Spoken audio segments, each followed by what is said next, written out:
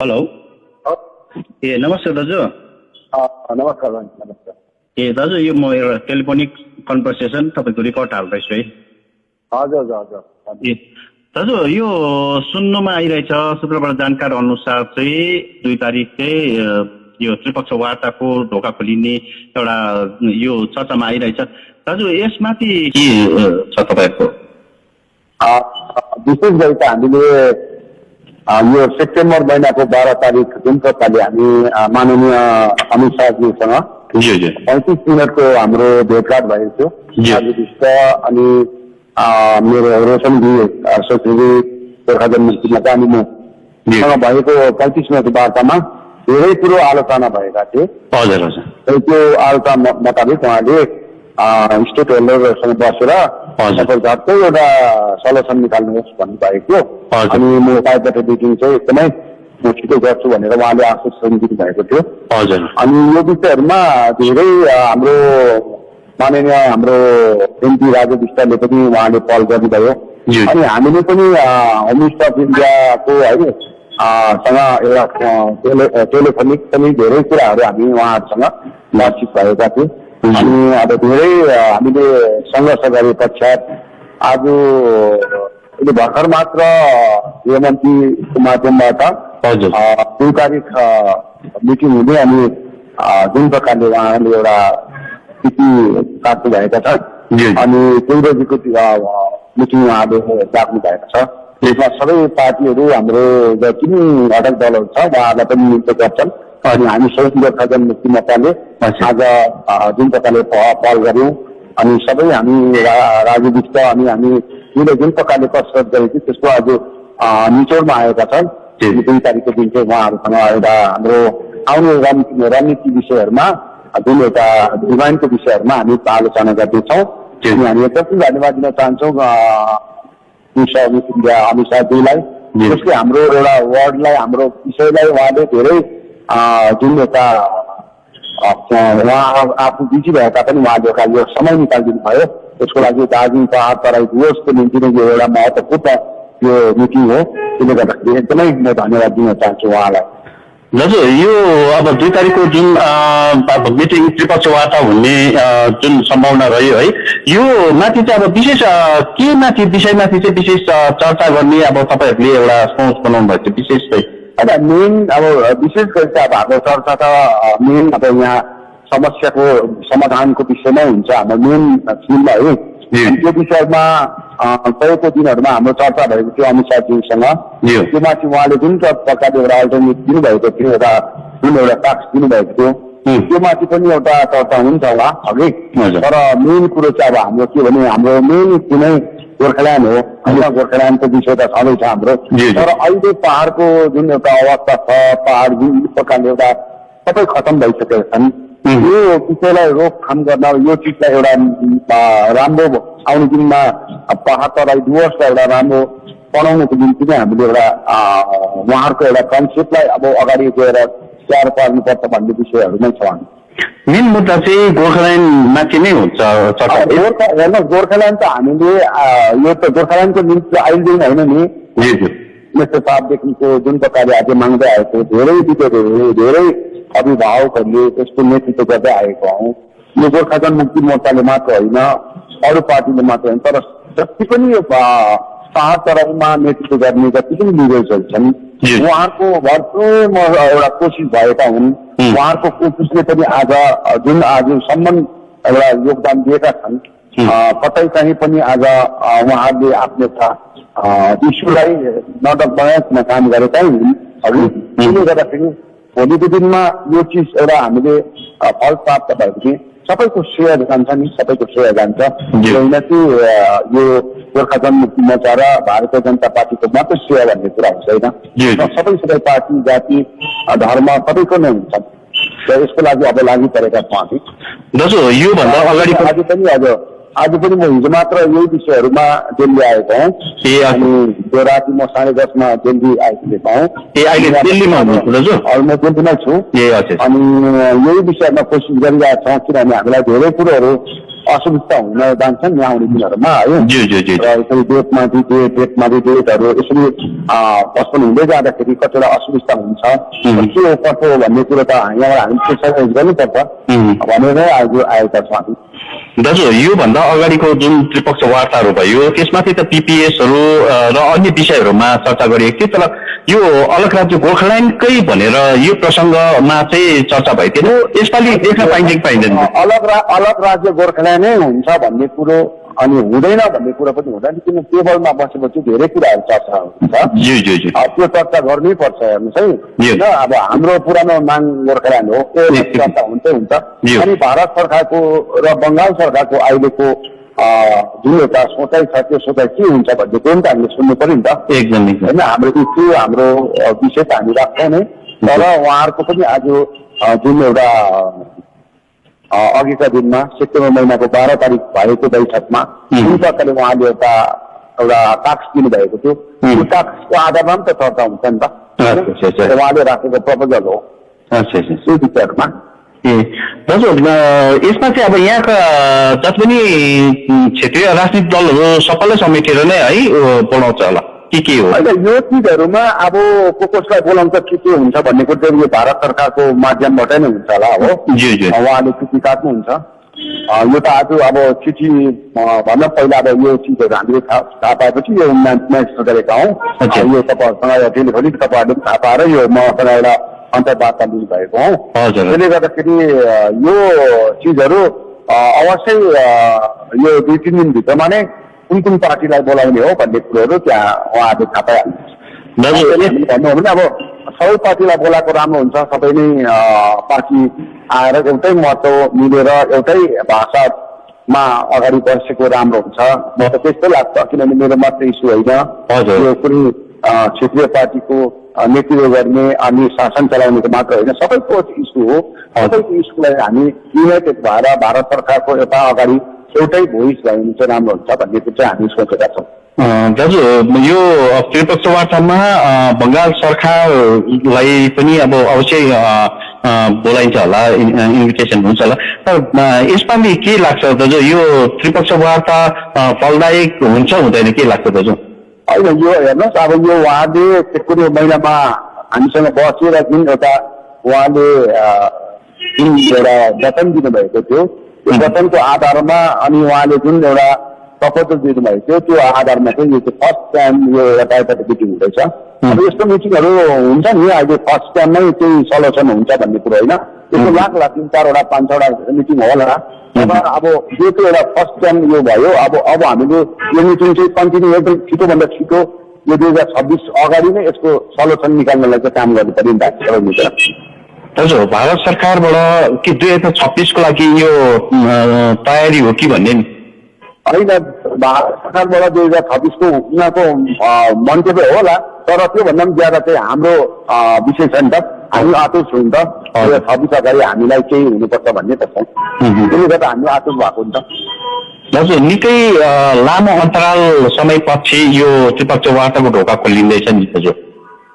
हजुर, एकदमै राम्रो कुरा हो। यो पहाड तराई डुवर्सको लागि, विशेष गरी तराई र डुवर्सको लागि त्यो उहाँहरूले योगदान जुन प्रकारले दिएको छ, बलिदान जुन प्रकारले दिएको छ, त्यो योगदान बलिदानको जुन एउटा महत्त्वपूर्ण यो बैठक हो। आउने दिनहरूमा हाम्रो गुमेका जग्गाहरू छन्, छोडेका जग्गाहरू छन्, जुन प्रकारले भोलिको दिनमा गोर्खाल्यान्ड क्षेत्रीय रिजन भन्ने कुरोमा पनि बैठक हुन्छ भने त्यो विषयहरूमा पनि यो रिजनहरूमा एरियाहरूमा धेरैभन्दा धेरै हामी फलदायित्व हुन्छौँ भन्ने कुराहरू छ। त्यसमा तराई र डुवर्सको मौजाहरू एरियाहरूलाई हामीले अन्तर्भुक्त गरेर भोलि दिनमा यो भित्र हामीले गाडेर अगाडि बढ्छौँ भन्ने छ नि। जसरी बोडोल्यान्डमा भएका थिए त्यस्तै प्रकारले एउटा बोडोल्यान्ड टेरिटोरी काउन्सिल थियो पहिला, त्यस पश्चात सबै पार्टीहरू सबै जाति धर्महरू मिलेर बोडोल्यान्ड टेरिटोरी रिजन बनाएर आज एउटा डिस्ट्रिक्ट पहिला थियो बोडोल्यान्ड टेरिटोरी काउन्सिलमा, तर अहिले आउँदाखेरि चाहिँ 4वटा डिस्ट्रिक्ट भएछन्, एरियाहरू गरेका छन्। धेरै उहाँको 30% बोडोहरू भएको जग्गामा पनि उहाँले त्यो एरियाहरूलाई इन्क्लुड गरेर जुन प्रकारले बोडोल्यान्ड रिजनमा गाडेछन्, त्यस्तै प्रकारले गोर्खाल्यान्ड क्षेत्रीय रिजनहरूमा पनि हामीले अहिले हाम्रो क्षेत्रहरू जुन हाम्रो तराई र डुवर्सले जुन प्रकारको योगदान दिएको छ यो योगदानको आधारमा बलिदानको आधारमा हामीले उहाँहरूलाई पनि एउटा योपालि उहाँहरूको आस्था विश्वास टिकाउनु हुँदैन भन्ने कुरोमा हामी लागेको छौँ नि त। त्यसले गर्दा आज मरिमेटेका छौँ हामी। दाजु अल्पबाध्य पोर्टलाइन लामो समयदेखिको यो चलिरहेको छ भनौँ न है, यो यसमा लागि परिरहेको छ धेरै राजनीतिक दलहरू, अब तपाईँहरू पनि स्वयं यसमा लागि परिरहेको छ। एकतर्फ यो छ र अहिले अब पहाडको स्थिति हेरौँ भने अहिले जुन दार्जिलिङ सिक्किम मर्जरको कुराहरू पनि प्रसङ्गहरू पनि उठिरहेको छ। कतै भारत सरकारले यो दार्जिलिङ सिक्किम मर्जरमाथिको प्रसङ्गलाई लिएर त्रिपक्ष वार्ता यो माथि त उहाँहरूको मनसाई छैन, यो माथि अब तपाईँहरू कसरी हेर्नु? त्यो चाहिँ मैले त्यो विषयमा मैले अघि पनि भनेको थिएँ, दार्जिलिङ सिक्किम विलय है त्यो विषयहरूमा म मेरो पार्टीको चाहिँ अब त्यो कन्सेप्ट छैन, हामी त्योपट्टि सहमत छैनौँ। अनि भारत सरकारको पनि अलिकति 100मा के अरे 5% पनि 50% पनि आज तपाईँको हेर्नु उहाँहरू त्योपट्टि कन्सेप्टमा छैन लाग्छ हामीलाई। उहाँले अलिकति पनि यो सिक्किम र दार्जिलिङलाई एकीकरण गरेर केही हुनुपर्छ भन्ने चाहिँ उहाँहरूको कन्सेप्ट छ जस्तो लाग्दैन। अनि हाम्रो पहाडमा त्यस्तो राजनीति चलिरहेको छ, हामीले त्यो चिजहरूमा हामी कसैको पार्टीलाई दोषाउनु पनि होइन, कसैको पार्टीले भन्नु पनि होइन, तर हामीले जुन प्रकारको एउटा कसरत गरेको छौँ, मेहनत गरेको छौँ हामी जाति अस्मिताको निम्ति, त्योपट्टि हामी काम गरिरहेछौँ। त्यसले गर्दाखेरि बलिदान भएको अघि शहीद भएका हुन्। त्यसले गर्दाखेरि भोलिको दिनमा अब सिक्किम एकीकरणको सिक्किम विलयको विषयहरूमा भारत के अरे दार्जिलिङ र सिक्किम एकीकरणको विषयहरूमा कसले काम गर्नु हुँदैछ उहाँहरूको आफ्नो एजेन्डा होला, तर गोर्खा जनमुक्ति मोर्चाको चाहिँ त्यो एजेन्डा होइन। अनि हामी त्योमाथि चाहिँ सहमत छैन। मैले अघिबाट भने मलाई जसरी भन्दा पनि हुन्छ, पार्टीहरूले त्यसरी गर्दा पनि हुन्छ, तर त्यो चाहिँ सिक्किम एकीकरणको विषयमा त छैन, किनभने सिक्किम एउटा आफ्नो एउटा क्षेत्रफलको एउटा हुन्।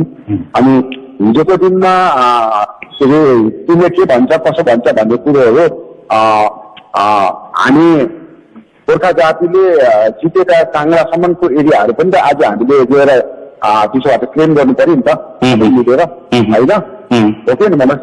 त्यसको लागि किन गर्दैन, किन गर्दैन आज भन्नुहोस् त? हाम्रो आज त्यत्रो त्यत्रो अब जग्गाहरूमा आज हाम्रो गोर्खा जातिले नेपाल जातिले आज जुन प्रकारले एउटा लडाइँ गरेर जितेका जग्गाहरू चाहिँ आज पनि फेरि हामी त्यो माथि कुरा गर्दैनौँ। अनि सिक्किम चाहिँ एउटा सानो ठाउँ र सानो थलो भनेर चाहिँ आफ्नो पोलिटिकल हेपाइ गर्ने चाहिँ काम गर्नु हुँदैन, मलाई त्यस्तो लाग्छ। म चाहिँ त्यो क्रिकेट मान्छे हो, मलाई त्यो लोलोचोपो गरेर राजनीति गर्नु पनि छैन। तर सिक्किम उहाँहरूले आफ्नो स्टेट चलाएर लानु हुँदैछ, उहाँहरूको आफ्नो एउटा आफ्नो नीति सिद्धान्त छ, त्यसलाई हामीले ओभररुल गर्छौँ भन्ने काम गर्नु हुँदैन। पहिला चाहिँ हामीले हाम्रो आफ्नो घर बलियो बनाउनु पर्छ। अनि आफ्नो घर बलियो बनाउनलाई चाहिँ विभिन्न प्रकारको कुराकानी चर्चा गर्ने, आँखीदाई लाउने, अघि अन्त अर्का घरको माथि फेरि के अरे आँखा तर्ने काम त गर्नु हुँदैन नि। त्यो त अब त्यस्तो मान्छेको त भोलि त पुग्छ त हौ। त्यस्तो मान्छेले नि अब आफ्नो घर बलियो राख, आफ्नो थलो बलियो राख, अनि अर्काको आफ्नो थैलो बलियो राख्यो भने पो कसै चोर लाउनु होइन त। अनि आफूले अर्काको घरमा त्यसको घर राम्रो बन्ने, त्यसको घरमा त धेरै कुरो पुँजीहरू होला भन्ने कुरो चाहिँ आँखीदारी पार्ने काम गर्यो भने चाहिँ राजनीतिमा त्यो चाहिँ फलदायक हुँदैन। त्यसले गर्दाखेरि म चाहिँ त्योपट्टि छुइनँ। मलाई अब यो शब्दले भोलिको दिनमा धेरै बुद्धिजीवीहरूले ममाथि टिप्पणी लाउला, बस त्यसको लागि म केही छैन। तर म चाहिँ सिक्किम विलयपट्टि चाहिँ छुइनँ, एक छुइनँ, दुई छुइनँ, तीन छुइनँ।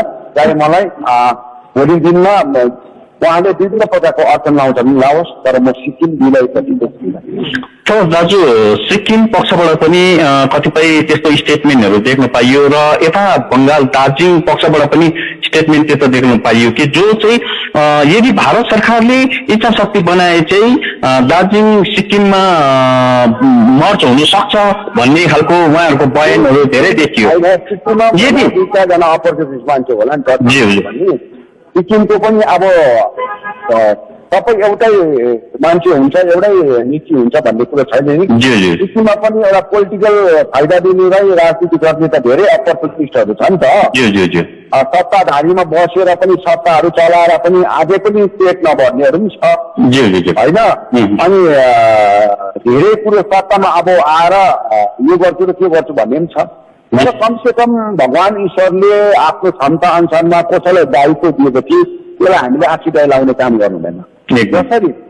जसरी हाम्रो चाहिँ हामी चाहिँ ट्रेन के गर्छौँ भने हाम्रो लडाइँमा जातीय लडाइँमा 105 दिनको लडाइँमा सत्यानाश पारेर सत्तामा बस्नलाई चाहिँ हामी बार बार सराप्छौँ नि त। तर सिक्किम चाहिँ त्यस्तो होइन नि। सिक्किमका आफ्नो नीति अनुसारमा आफ्नो सिद्धान्त अनुसारमा चलेका छन्। अनि जुन प्रकारले आज जुन प्रकारको माननीय पीएस गुलेज्यूले 100% जितेर उहाँ सत्तामा छ नि। अब हाम्रो राजनीतिको नेताहरूले चाहिँ अब किन आखिरी लाउने नगरौँ न यस्तो काम हो किन भन्नुहोस्। भोलिको दिनमा हाम्रोमा पनि केही सलोचन हुन्छ र केही अब राम्रो भएपछि त उनीहरूले चाहिँ त्यस्तो प्रकारले हेर्दैन नि त। उसलाई माया गर्छन् त। हाम्रो कुनै पनि लडाइँमा होस् चाहे 1986 को लडाइँमा होस् त्योभन्दा अगाडिको लडाइँहरूमा होस् त्यसको पछाडिको लडाइँमा त्यो सिक्किमले योगदान दिएको छैन। उनको हरेक कनबाट हरेक हाम्रो छोराछोरीहरूले हाम्रो एउटा त्यहाँको हाम्रो जातीय दाजुभाइ दिदीबहिनीहरूले हरेक कुरोमा सुख पीर मार्ग कष्ट जब हामीलाई पर्छ उहाँहरूले सँगसँगै भोगेका छन्। सँगसँगै उहाँले सेयर गरेका छन् नि। भनेपछि आज हामीलाई पनि एउटा त्यो ऋण चुकाउने पनि एउटा हामीलाई जग्गा राख्नुपर्छ। संस्कृतिमा आमा आफ्नै मात्रै चुनो सजाउने काम चाहिँ गर्नु हुँदैन। त्यो चिजहरू चाहिँ मलाई ठिक लागेन। त्यसले गर्दाखेरि आज सिक्किमले पनि आज यो वार्ता हुनुमा यो टपहरूमा हुनुमा उहाँहरूकोबाट पेसाइ छ नि भइरहेको छ नि। त्यसो मान्नुपर्छ नि हामीले। त्यसको फाइदा त हामीले पाउँदैछौँ नि। तर उहाँ हामीलाई फाइदा दिलाउने मान्छेलाई नै हामीले खुट्टा तान्ने काम गर्छौँ भन्छ। भोलिको दिनमा त चित्त दुश्मनीको भावना हुन्छ नि। त्यो प्रकारले नलिउ। आज हामी यो वार्ता हुँदैछ भनेर भनेको सबै पार्टीलाई बोलाउनुहोस् होइन र। जति पनि पहाड तराई डुवर्समा भएको सबै पार्टीलाई इन्भाइट गराउनुहोस्। इन्भाइटको आधारमा बसेर एउटा टेबलमा हामी चर्चा गरौँ। चर्चा गरेर त्यसको समाधान निकाल्नुपर्छ नि त। विमल गुरुङको मात्रै यसको एउटा लिडरसिप हुनुपर्छ भन्ने कुरो होइन। मात्रै हुनुपर्छ भन्ने होइन। जिएनएलएफको मात्रै हुनुपर्छ भन्ने होइन। सबैको हुनुपर्छ। म चाहिँ सोच्छु सबैको हुनुपर्छ। पहाड तराई डुवर्स हाम्रो पुर्खाले आज भोगेका चिजहरू सहेका चिजहरू अब केही सल्युसन हुन्छ भने यो सबैको दायित्व हुनुपर्छ। होइन मैले चाहिँ दाजु यति जान्नु चाहेको हो। जस्तो अब यो दुई पक्षबाट नै एउटा यो बयान आयो है। भारत सरकारले इच्छा शक्ति बनाए यो सम्भव छ भन्ने कुरो। यदि भारत सरकारले दार्जिलिङ सिक्किमलाई इच्छा शक्ति बनाएर यो मर्जर पक्षमा गए चाहिँ तपाईँहरूको अडान के रहन्छ भन्ने नि त्यति बेला? भारत सरकारले त केही पनि गर्न सक्छ नि त। भारत सरकारले त उसले त 370 हटाएर है लद्दाखलाई युटी दिन सक्यो। चिजहरू त गर्नु सक्छ नि भारत सरकारले। उनीहरूको नीति हो। त्यो नीतिमाथि चाहिँ विमल गुरुङले चाहिँ फेरि डिक्टेटरसिप गर्नु भएन नि। त्यो माथि त मैले मेरो रुल त बताउनु भएन नि। मेरो रुललाई फलो गर भन्नु त बताउनु भएन नि। सिक्किममा 371लाई के कसो गर्छ भन्ने कुरो त भारत सरकारको कन्सेप्ट हो नि। तर सिक्किमको अघिका दिनमा सिक्किम जब इन्डियामा मर्जर भयो आयो बेलाको राजा शासनदेखिको जुन प्रकारले आज भाषामा आउँदाखेरि त्यहाँका प्रजाहरूले त्यहाँका राजनीतिक पार्टीहरूले शर्त राखेका कुराहरू छन् नि त। धेरैभन्दा धेरै शर्त राखेका कुराहरू छन्। उहाँहरूले एग्रिमेन्ट गरेका कुराहरू छन् नि। त्यसलाई नागेर त भारत सरकारले पनि गर्दैन होला नि। किनभने त त्यहाँ त अलरेडी त्यो चाइनाको बोर्डर एरिया हो। सेन्सिटिभ जग्गा छ। त्यो जग्गालाई डिस्टर्ब गर्नु चाहँदैन नि त भारत सरकारले पनि। यो चिज त मान्नु पर्यो नि। अलिकति केही कुरो त्यहाँनिर छुट्टै केही बनाउँछ भने त्यो चाहिँ कसैलाई नदुखाइकन बनेको चाहिँ राम्रो हुन्छ भन्ने कुरो नि हाम्रो। होइन मैले चाहिँ यति नै जान्नु चाहेको हो। जस्तै अब भारत सरकारले 371F अब काश्मीरको चलाएर त्यहाँनिर यो चलाउन सक्यो भने यदि भारत सरकारले इच्छा शक्ति बनाएर यो दार्जिलिङ भूभाग सिक्किममा है फिर्ता गरेर मर्जर गरी यदि इच्छा शक्ति बनाए भने चाहिँ तपाईँको अडान तपाईँहरूको पार्टीको पक्षको अडान भारत सरकार त्यति बेला तपाईँहरूको समर्थन हुन्छ कि या के? हेर्नुहोस् भारत सरकारले त्यो कन्सेप्ट बनाउँछ भने म त भारत देशको नागरिक हो नि, नागरिक हो होइन। उहाँले बनाउँछ भने भारत सरकारको केही लाभदायकको आधारमै बनाउँछ नि त। भारत सरकारलाई देशदायक राखेर नै गरेको हुन्छ नि त। किनकि म को मैले चाहिँ उसको डिसिजनलाई खारिज गर्ने हुँदैन नि त। यदि भारत सरकारले इच्छा शक्ति बनायो भने चाहिँ समर्थन गर्छ। त्यो त अब उहाँले लिएपछि त हामीले त्यसलाई त्यो सरकारले लिएको नीतिलाई त हामी बाँच्न सक्दैन। तर हामी आफैले नीति बनाएर चाहिँ हामी के अरे त्यो अर्काको पेटमा लात हानेर राजनीति गर्ने काम चाहिँ नगरौँ न भन्ने कुरो मात्र। अच्छा, यताबाट चाहिँ प्रपोजल नराख्ने तर भारत सरकारले इच्छा शक्ति बनाएर भारत सरकारले सुम्पिएको प्रपोजललाई चाहिँ एक्सेप्ट गरिन्छ भन्ने दाजु? होइन, उहाँले राख्छ भने, तर मलाई लाग्छ 100% भारत सरकारले त्यो राख्दैन। 100% यो मेरो एउटा वचन अनि सुझाउ। अनि यो राखेर म राजनीति गर्दिनँ, सन्यास लिइहाल्छु भोलि। यदि यो प्रपोजल राखेको खण्डमा भारत सरकारले राख्यो भने चाहिँ म राजनीति ट्याक्कै गर्दिनँ। राजनीतिक सन्यास लिनुहुन्छ तपाईँले? म सन्यास लिन्छु एकदम। भोलि रट भने भोलि पनि सन्यास लिन्छु।